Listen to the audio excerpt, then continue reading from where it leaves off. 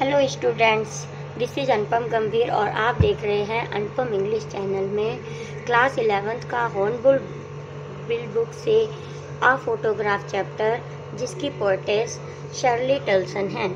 इस पोएम में 3 faces show किए गए हैं। फर्स्ट फेस में the poetess mother childhood was 12 years old and went to the beach with her cousin. And second phase में the poetess mother shows photograph to the poet and laughter. And the third phase is when the poetess mother died and she felt sorry for that after 12 years. Now we see explanation line by line. The cardboard shows me how it was when the 2 girl cousins went paddling, each one holding one of my mother's hand. इन लाइनों में एक photograph show किया जा रहा है जो कि cardboard पर चिपकाया गया है, जिसमें पोएटेस की मदर, तीनों में बड़ी गर्ल हैं, 3 गर्ल्स शो की गई हैं, जिसमें से तीनों में से बड़ी गर्ल पोएटेस की मदर हैं, जिनकी 2 कज़न भी हैं। और ईच वन ऑफ देम, दोनों ने एक एक हाथ पोएटेस की मदर का पकड़ रखा है। And she the big girl, और बड़ी गर्ल कौन सी हैं? जो पोएटेस की मदर हैं और वो तीनों के बीच में हैं। सम 12 years और सो, जो बिग गर्ल है वो उस समय 12 years की हैं जिस समय फोटो शूट की गई है। All 3 stood still to smile through their hair at the uncle with the camera. A sweet face my mother's, that was before I was born. तीनों गर्ल्स अंकल की तरफ स्माइल कर रही हैं, जिन्होंने कैमरा पकड़ा हुआ है। और कैसे स्माइल कर रही हैं? थ्रू देयर हेयर, अपने बालों के बीच में से। बालों के बीच में इसलिए कहा गया है क्योंकि वह सी के बीच पर गई थी और वहाँ विंडी डे था, हवा चल रही थी, जिससे कि उनके बाल फेस पे आ रहे थे और बालों को हटा के बालों के बीच में से वो स्माइल कर रही थी।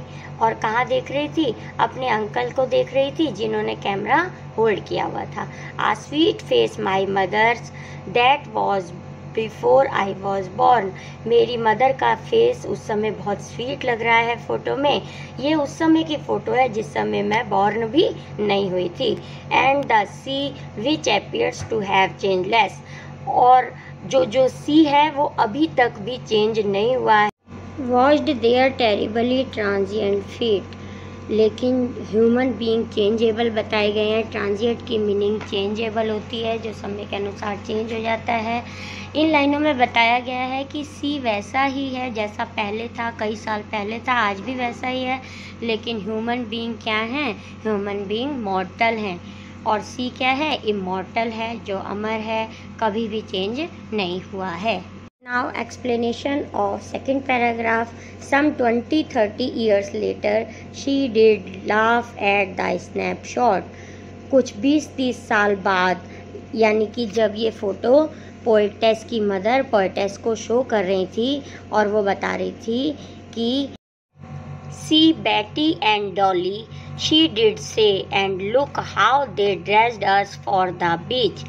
कि बेटी और डॉली, जो उनकी कज़न है, दोनों ने उनका एक एक हाथ पकड़ा हुआ है। उनको देखो, उन्होंने कैसे तैयार किया गया है। दे ने तैयार, मतलब दे कौन आया यहाँ? उनके पेरेंट्स के लिए, पोएट की मदर के पेरेंट्स के लिए यहाँ दे का यूज किया गया है।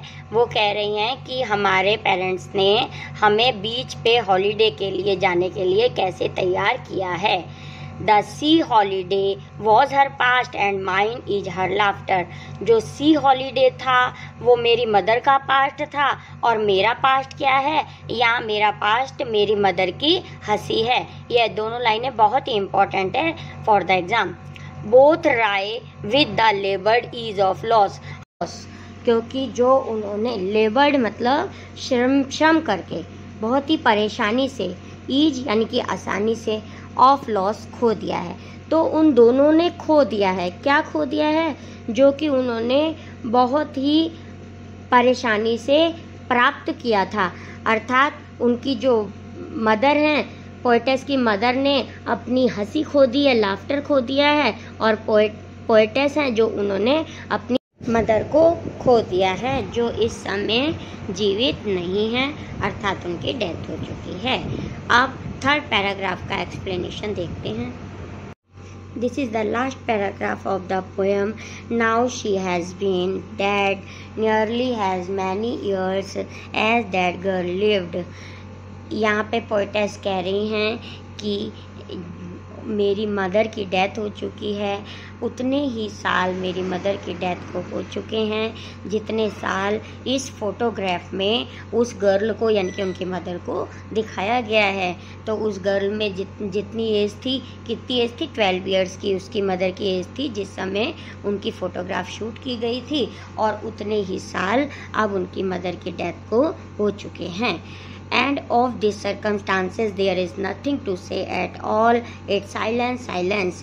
अब इस circumstances की मीनिंग होती है बच्चों परिस्थितियाँ। अब इस परिस्थितियाँ या उस घटना के बारे में कुछ भी कहना अधिक नहीं है, अर्थात अब सब कुछ खत्म हो चुका है। यहाँ पे पोएम एंड होती है। अब इस पोएम की वर्ड मीनिंग देखते हैं। फर्स्ट वर्ड है पैडलिंग। पैडलिंग की meaning to walk in water that is not very deep. Second meaning is to move a small boat through water. इस चैप्टर में इसकी मीनिंग फर्स्ट है to walk in water that is not very deep, उस पानी में चलना जो कि अधिक गहरा ना हो। Second is stand still, no movement. Third terribly, very badly, बहुत ख़राब स्थिति में। ट्रांजिएंट, टेम्परेरी या staying for a short period of time. Next word is snapshot, a photograph taken quickly. Wry, expressing both disappointment and amusement, जिसमें निराशा के साथ विनोद भी हो अर्थात थोड़ी सी हंसी भी हो। Labelled, done with difficulty not natural, जो कि परेशानी के साथ परिश्रम के साथ प्राप्त किया हो। Ease, a lack of difficulty. Circumstances, situation या इवेंट्स, परिस्थितियाँ।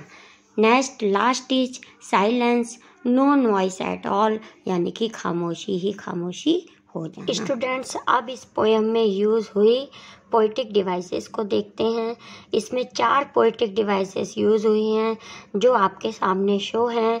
फर्स्ट है alliteration, second enjambment, third epithet and last is oxymoron.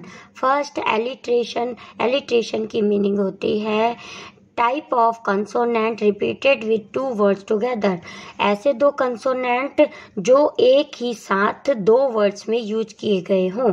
जैसे फर्स्ट पैराग्राफ में आप देखिए माई मदर, माँ साउंड एक साथ आया है। Next stood still, through there, my mother's, terribly, transient.